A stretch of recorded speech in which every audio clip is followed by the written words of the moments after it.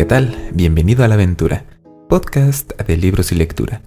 Yo soy Bosco, este es el episodio 151 y en esta ocasión hablaremos de La Tregua, de Mario Benedetti. Acompáñame y conozcamos juntos de qué trata este libro y qué tiene de bueno y de malo.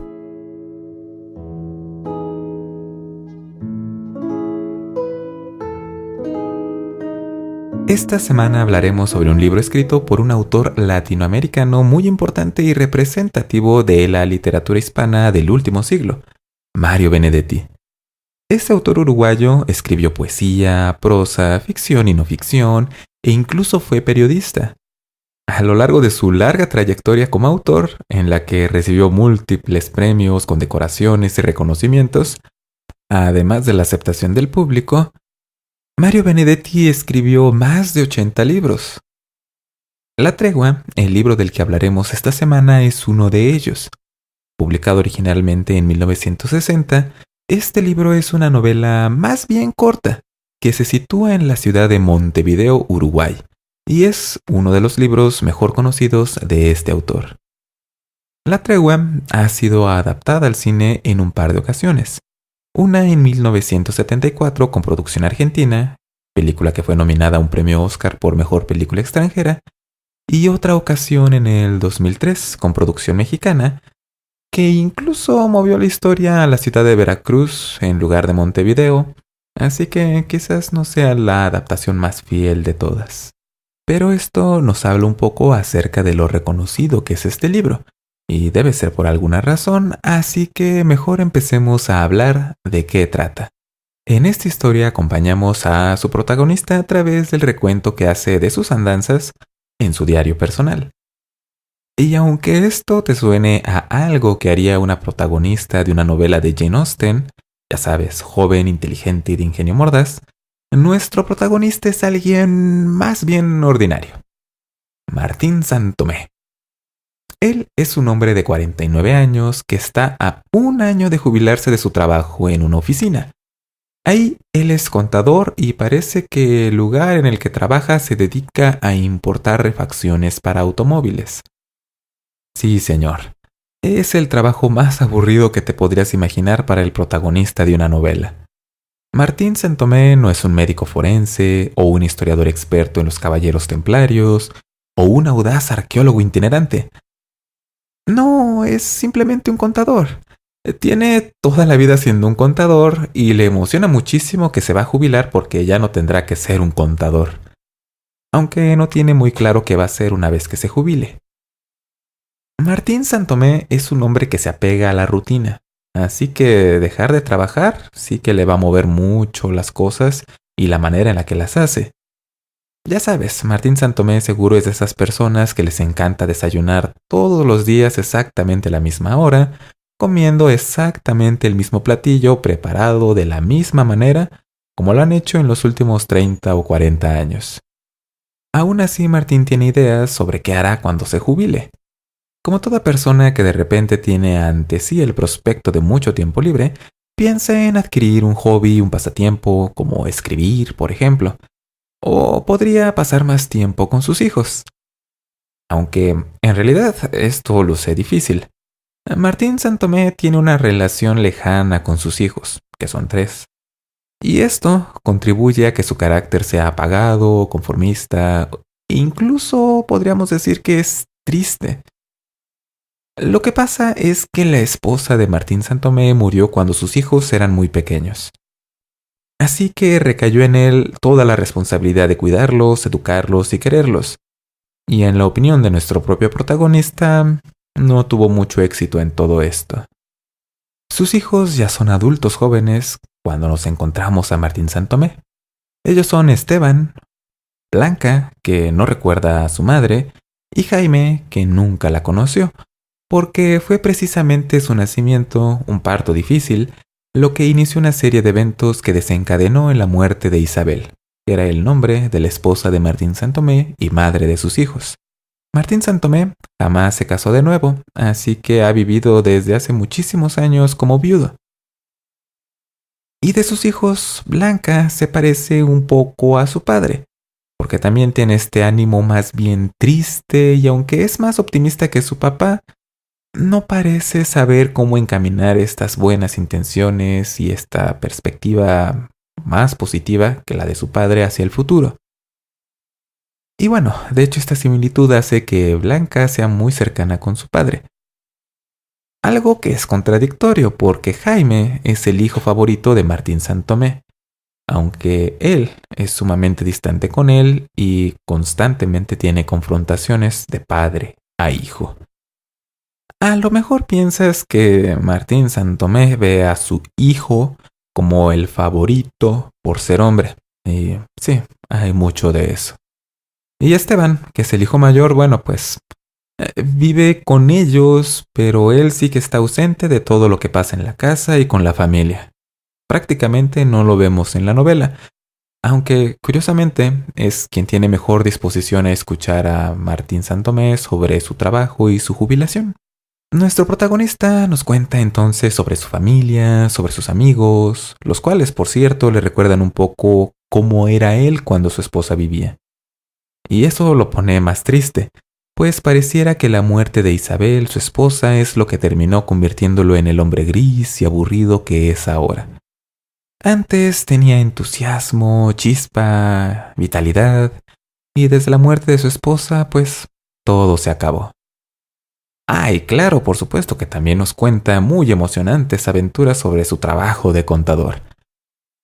Bueno, no apasionantes, pero sí que ocurre algo que al principio no le parece a él muy importante, pero que resulta ser un momento decisivo en su vida.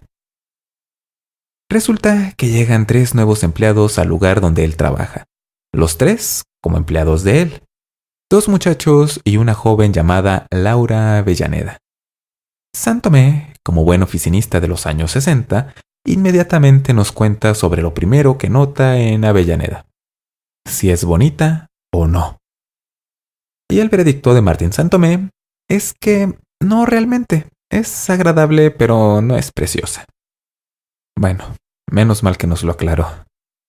Y así, pasan los días, pasan los meses y nuestro protagonista empieza a notar que Avellaneda, que es una joven a la que fácilmente le lleva unos 30 años de edad, le empieza a resultar atractiva. Avellaneda, como nuestro Martín Santomé siempre la nombra al hablar de ella, una manera muy formal de referirse a esta persona, es inteligente y aunque es un poco torpe, es muy trabajadora y aprende rápido. Y a lo mejor, quizás sí es más bonita de lo que la vio al principio. Y también, Avellaneda hace que Martín Santomé se olvide de los problemas que tiene con sus hijos, en especial con Jaime, que cada día está más rebelde.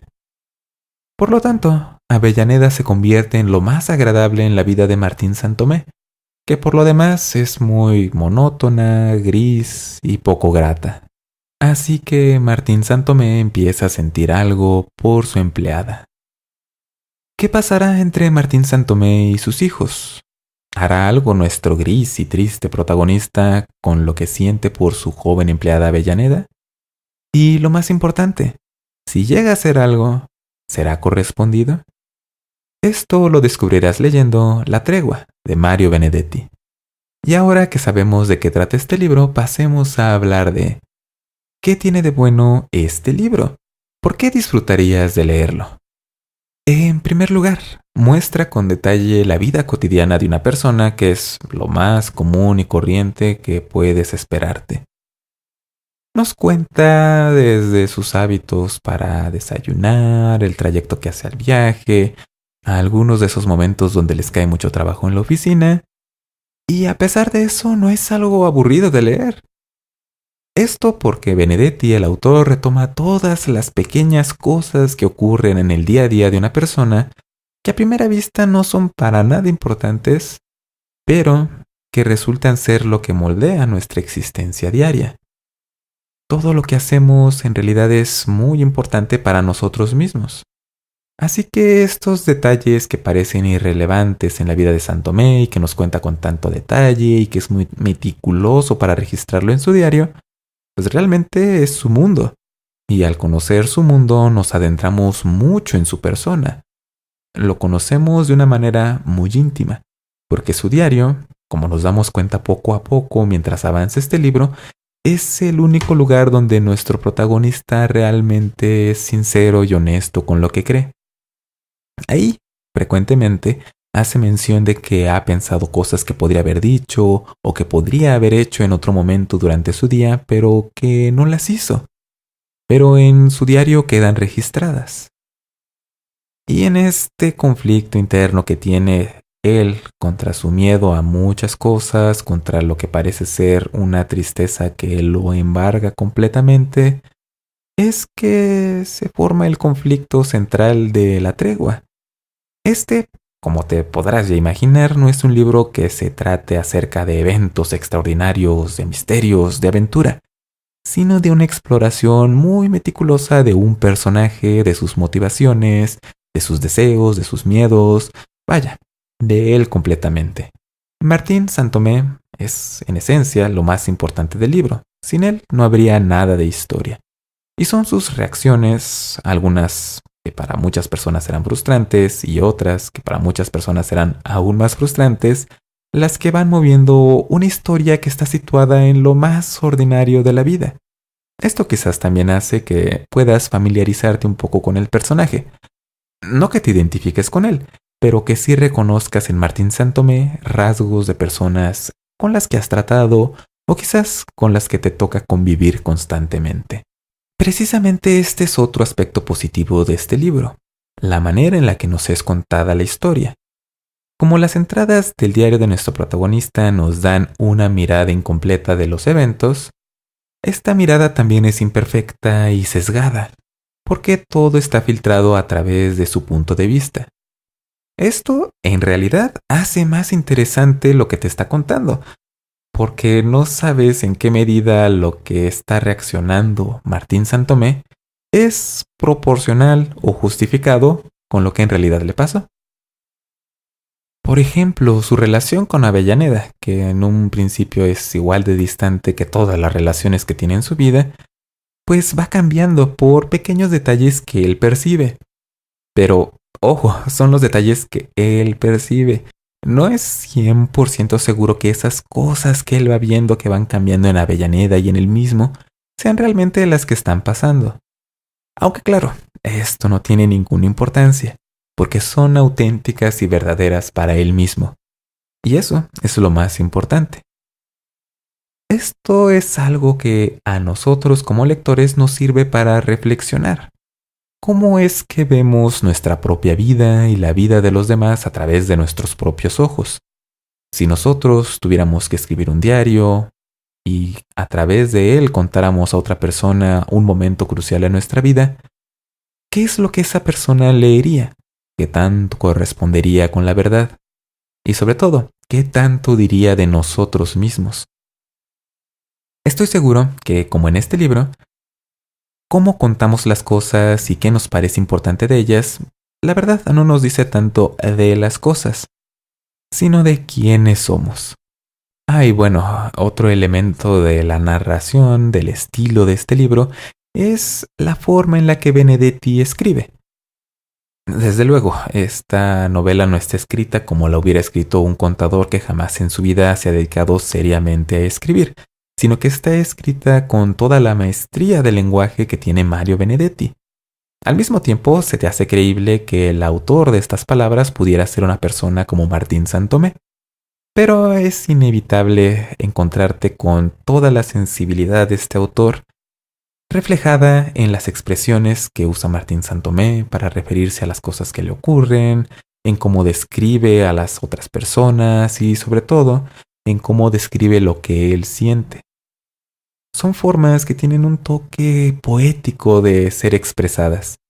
Y eso hace que veas de manera diferente algunas sensaciones que son muy ordinarias, como la frustración con el trabajo. Martín Saint-Thomas expresa de esto que es muy común para todos los que trabajamos, de una forma tal que te hace verlo con una mirada fresca. Y esto es también muy agradable de encontrarte en la narración de lo que es la vida de una persona, pues, muy gris, muy monótona, pero que por alguna razón, gracias al autor, tiene una elocuencia envidiable. Y todos estos elementos en conjunto, pues hacen que este libro sea muy íntimo, muy personal, Quizás demasiado personal porque de verdad te metes a lo más profundo de Martín Santomé. Te puede caer bien o muy mal este personaje, pero estás allí con él, no eres indiferente con lo que te está contando. Y esto es lo que hace que todo lo que le ocurre tenga un impacto enorme en ti como lector o lectora. Como el autor ha buscado que establezcas una relación con el protagonista de esta historia y poco a poco ha ido construyendo sus deseos, sus miedos, sus intereses, sientes como muy cercano todos los acontecimientos que ocurren en su vida y los cambios que para Martín Santomé son muy drásticos, dramáticos, súbitos y que de verdad le mueven el esquema de las cosas, lo sientes con ese mismo impacto tú como lector. En particular, todo lo que tiene que ver con Avellaneda. Aunque claro, la relación de nuestro protagonista con sus hijos es también otro tema bastante intenso. Y resulta curioso cómo podemos referirnos a un libro breve y que tiene un escenario muy reducido con una cantidad de personajes muy pequeña, como un libro muy intenso. Es un libro que tiene la capacidad de conmoverte como lector, de que lo leas y sientas algo al leerlo. Por eso, aunque quizás yo no viva en Montevideo, ni esto sea en los años 60, y yo no sea un contador, ni de verdad me identifique mucho con Martín Santomé, puedo sentirme muy conectado y después de leer este libro no se me olvida lo que le ha pasado y creo que a ti como lector o lectora poco se te va a olvidar. Pero nada en la vida es perfecto, así que pasemos a hablar de qué tiene de malo este libro.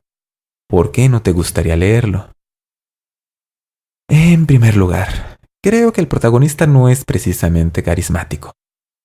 Por si no ha quedado claro, Martín Santomé es un hombre triste, solitario, aburrido y que tiene algunas actitudes que son, pues, pasadas de moda. Y es nuestro protagonista. Y además es el personaje a través del que vemos todos los eventos que ocurren en el libro.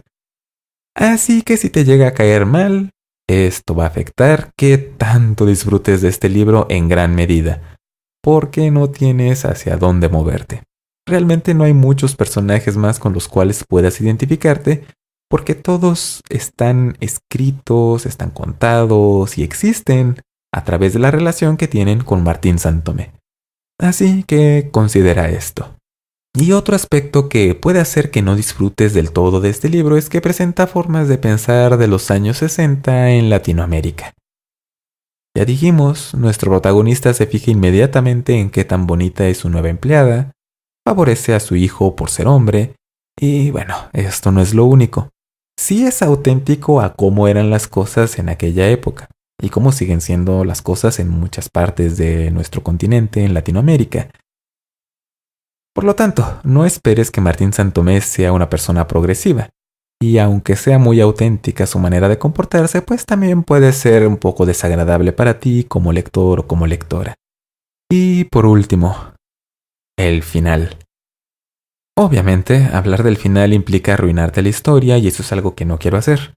Así que dejémoslo solo en que el final del libro puede hacer que ames a la tregua o que odies profundamente a la tregua. Es un final muy efectivo en causar una reacción en el lector, eso es indudable. Pero considera que esa reacción puede ser desagradable para ti. Así que, en resumen, ¿recomendaría La tregua de Mario Benedetti? Yo diría que claro que sí. En realidad, aunque este libro suena que es bastante aburrido por ser la vida de una persona que sí es muy aburrida, este libro es todo lo contrario. La tregua es un libro ameno de leer que hace que te intereses poco a poco en sus personajes y en sus muy ordinarias vidas. Esto gracias a que Mario Benedetti demuestra en esta obra una sensibilidad muy bien afinada a los conflictos internos por los que atravesamos la mayoría de las personas. Leer este libro es toda una experiencia y es bastante emotivo. Se queda contigo, para bien o para mal. Muy recomendable.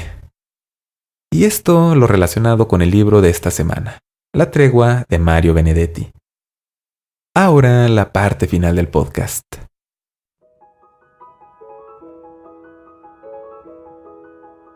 Como ya es costumbre, Este podcast es traído a ti gracias a los benefactores de A la Aventura, que a través de la campaña que se encuentra en patreon.com/alaventura, contribuyen a que cada mes se cubran algunos de los gastos más importantes para producir este podcast. Muchas gracias a todos ellos, y si tú quieres saber cómo puedes apoyar el podcast a través de Patreon, pues visita patreon.com/alaventura. Y también hay otra manera en la que, si quieres, puedes apoyar a la aventura, y es comprando los libros de los que hemos hablado en el podcast. Simplemente visita alaventura.net/libros y ahí hay enlaces para que los compres si es que vives en México. Y si compras algún libro usando esos enlaces, una pequeña comisión llega a este podcast y pues todos ganamos, por decirlo de alguna manera. Y en este episodio hablamos de un libro bastante interesante, que es un favorito de muchos lectores y también para otros lectores es un libro que no pueden leer más de una ocasión y es perfectamente comprensible. Y me da gusto hablar de autores latinoamericanos, pero debo admitir que me da un poco de miedo hablar de ellos, porque son tan reconocidos y tienen una obra tan extensa que me da miedo que el episodio que yo haga acerca de alguna obra de ellos no esté a la altura o no le haga justicia a su obra. Pero bueno, ya hemos hablado de La Tregua. Y también, como cada semana, tenemos saludos para las personas que escuchan este podcast. Un saludo para Karel Cornejo. Espero que un día le des otra oportunidad a Benedetti. No todo lo que escribe es tan parecido a La Tregua. Bueno, no tanto. También saludos para Jesús Durán, que me pide actualización de mi avance con 100 años de soledad, que al día de hoy hemos avanzado desde la última vez que hablamos de 100 años de soledad de Gabriel García Márquez, 0 páginas. Así que nos mantenemos constantes y seguimos con el mismo ritmo. Saludos también para ¿Qué leemos hoy?, que es también un podcast del mundo de los libros que te recomiendo le des una escuchada. Saludos también para Manuel Chatelain. Espero que te haya gustado este episodio y estoy de acuerdo en que Benedetti es un grande entre los autores latinoamericanos. Saludos también para Lector, que siempre tiene un usuario diferente en Twitter, pero estoy seguro que sabe que me refiero a él. Saludos también para Soldadito de Plomo, @jmárquez. Y no, gracias a ti por escuchar el podcast. A ti y bueno, a todas las personas que escuchan A la Aventura. También saludos para Carol, @carolitamedina, que suele compartir los episodios de este podcast en Twitter. Y como siempre también el recordatorio de que visites alaventura.net. Ahí están los enlaces para que te puedas suscribir a este podcast y lo recibas automáticamente en tu teléfono, correo electrónico, computadora, tablet o cualquier dispositivo. También está una lista de todos los episodios anteriores. Quizás algún libro que a ti te interese ya ha sido un episodio del podcast y ahí puedes buscarlo y encontrarlo fácilmente. Desde luego también están los podcasts Amigos de la Aventura que vale la pena escuchar y los enlaces para que te pongas en contacto conmigo, para que me cuentes qué libros te gustaría que habláramos de ellos, qué libros ya has leído, para que hagas preguntas o lo que se te ocurra. Todo en alaventura.net. Y esto es todo. Que tengas un excelente día. No dejes que nadie te convenza de que no eres especial, porque sí lo eres, a tu manera. Y recuerda, lo que uno quiere de verdad es lo que está hecho para uno. Entonces hay que tomarlo o intentar.